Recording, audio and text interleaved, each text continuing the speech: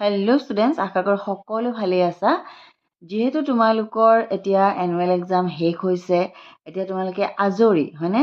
এতিয়া তোমালোকে সাধু শুনা হয়নে?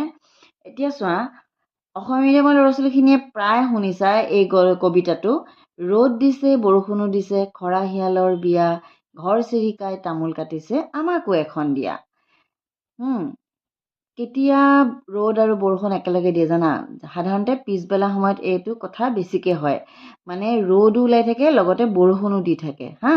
তেতিয়া আমি আগতে এই কবিতাটো গাওঁ বা আইতাহঁতেও কৈছিলে এনেকৈ, ৰ'দ দিছে, বৰষুণো দিছে, খৰা শিয়ালৰ বিয়া, ঘৰ চিৰিকাই তামোল কাটিছে, আমাকো এখন দিয়া। এতিয়া খৰা শিয়াল মানে শিয়ালটো খৰা কেনেকৈ হ'ল সেই কথাটো আমি এতিয়া পঢ়োঁ।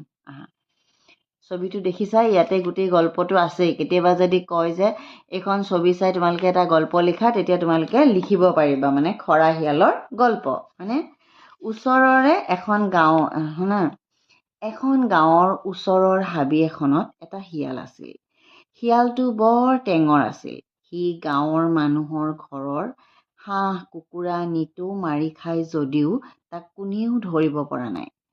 এদিন এঘৰ মানুহৰ হাঁহৰ গঁৰালৰ ওচৰত হাঁহ ধৰিবৰ বাবে সি জোপ লৈ আছিল।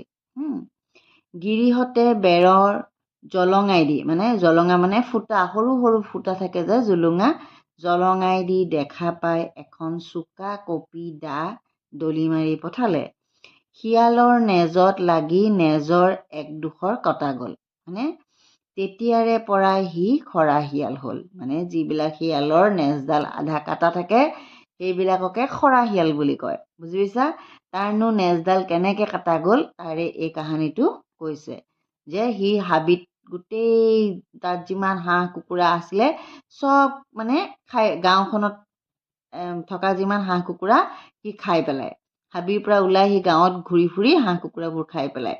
এঘৰ মানুহত হাঁহৰ গঁৰালৰ ওচৰত মানে জোপ দি থাকোঁতেই গিৰিহঁতে ভিতৰৰ পৰা দেখি দাখন মাৰি পঠিয়ালে। ফলত তাৰ নেজডাল কাট খাই গ'ল।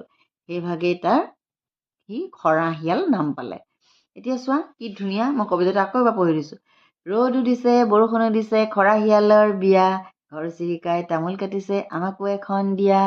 তোমালোকে এইটো গাবা, আৰু যদি ভাল লাগিলে লাইক এটা কৰিবা, তোমালোকৰ ফ্ৰেণ্ডছৰ লগত শ্বেয়াৰ কৰিবা, আৰু যিসকলে চেনেলটো ছাবস্ক্ৰাইব কৰা নাই, পুনৰবাৰ কৈছোঁ প্লিজ চেনেলটো ছাবস্ক্ৰাইব কৰি দিবা। মই তোমালোকলৈ এনেকুৱা ধুনীয়া ধুনীয়া সাধু আৰু লৈ আহিম।